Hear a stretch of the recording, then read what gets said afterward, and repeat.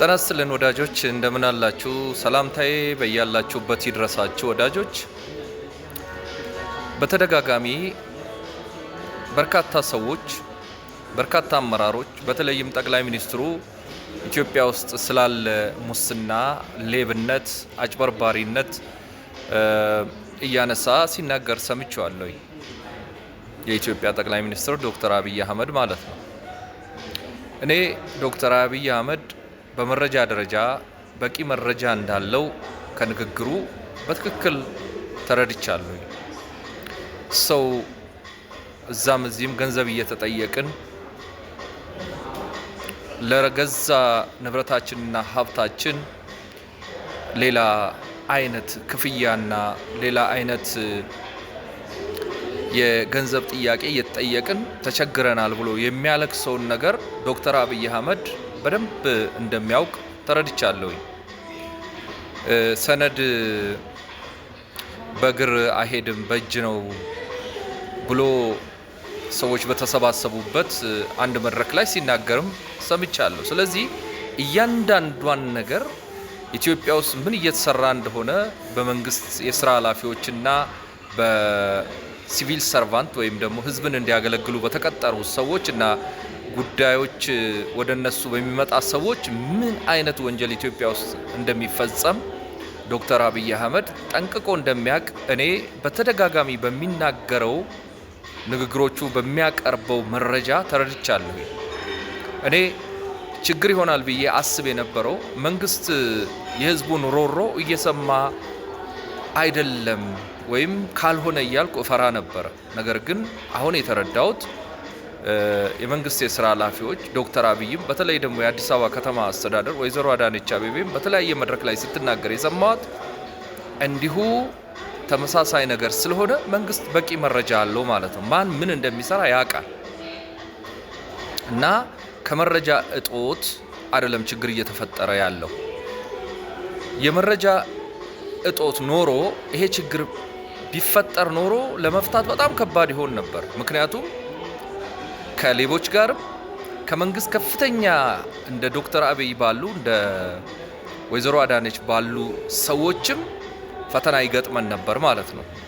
አይ ሙስና የለም ብለው ይከራከሩን ነበር ማለት ነው። ወይም እንዲህ ያለ ሰውን የሚያንገላቱና የሰውን ጊዜ ገንዘብ የሚበሉ ሰዎች የሉም ብሎ ይከራከሩን ነበር መረጃ ባይኖራቸው። አሁን ግን እነሱም ከኛ ጋር ናቸው፣ መረጃው አላቸው፣ ያውቃሉ።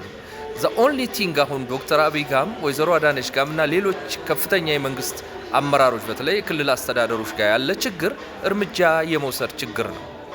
እሺ ዶክተር አብይ ሆይ በቂ መረጃ በዚህ ደረጃ ካለ እንዳለም አረጋግጠናል በተለያየ ንግግርህ።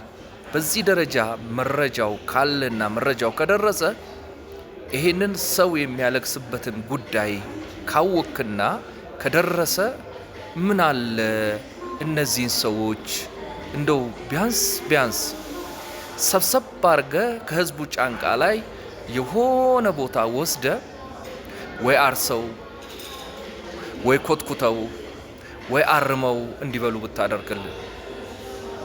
እስከ መቼ ነው በሰው ላብ፣ በሰው እንባ፣ በሰው ደም የሚነግዱት?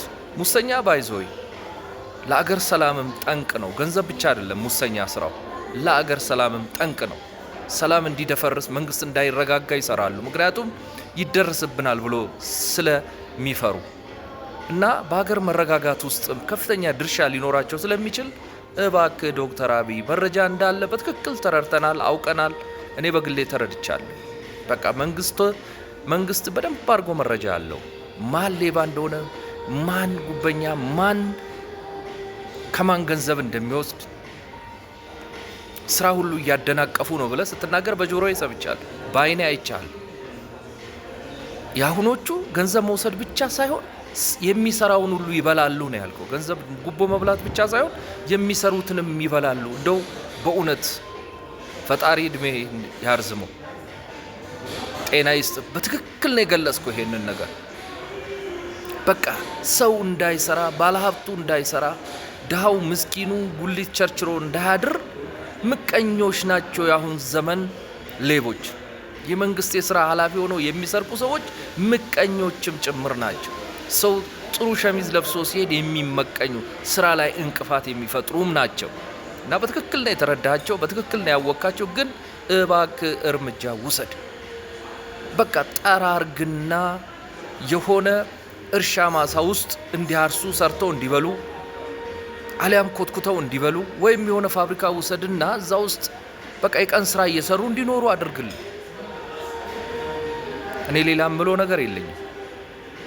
ከዛ ውጪ እነዚህ ሰዎች አንተም በግልጽ እንደተናገርከው ጉቦ መብላት ብቻ ሳይሆን ገንዘብ መቀበል ብቻ ሳይሆን የሚሰሩትንም የሚበሉ ናቸው። አያሰሩ። አሁን ኢንቨስተሩ ያለቅሳል። የሰው ሰነድ ቶሎ አይገኝም፣ ጉዳይ አይፈጽሙ፣ ኢንቨስትመንቱን ያጓትታሉ፣ የመንግስት የስራ ስምሪትን ያበለሻሻሉ። በቃ የጉበኛ ስራ ነው። ቢኮዝ ሀገር እንድትረጋጋ አይፈልግም። እሱ በጎን ልጁን ውጪ ያስተምራል፣ ልጆቹን እዚህ ሌክዠሪ ስኩል ያስተምራል። ይሄ ምንድነው የሚባለው በጣም ሱፐር የሚባሉ ትምህርት ቤቶች ያስተምራል።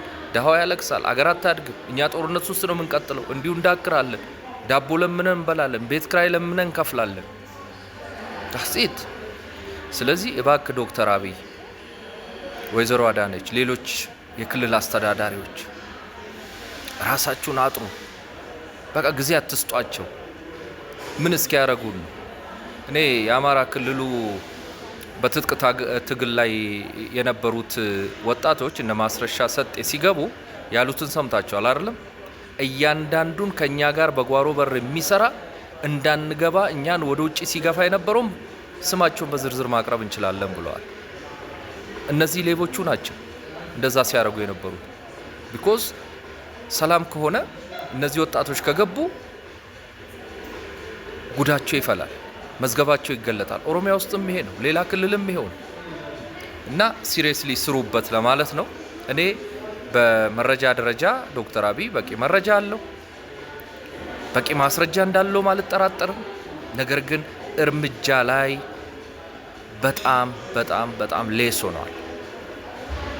እርምጃው ፈጣን አይደለም፣ እርምጃው ቆራጭ አይደለም። ቆርጦ የሚጥል መሆን አለበት እርምጃው። አለበለዚያ ሰላምም አይኖርም፣ አገርም አትለማም። ቴንኪው። ሼር አድርጉና አድርሱት ለዶክተር አብይም ለሌሎችም የመንግስት ስራ ኃላፊዎችም። እኛ ካንተ ጎን ነን፣ ቀጥልበት። ይሄን በመረጃና በማስረጃ ያስቆን ወደ ተግባር ለውጥ ማለት ነው። እቺን ገብቼ ለመናገር ያሰብኩት ዛሬ ማታ በሙስናና በአጭበርባሪዎች ላይ ውይይት እናደርጋለን። ፎሎ አድርጉና ውይይታችንን ተካፈሉ። ወዲያውኑ ቲክቶክ ወደ እናንተ ሜሴጅ ይልካልኛ ውይይት ስንጀምር። አመሰግናለሁ። ገለቶማ የቀነለይ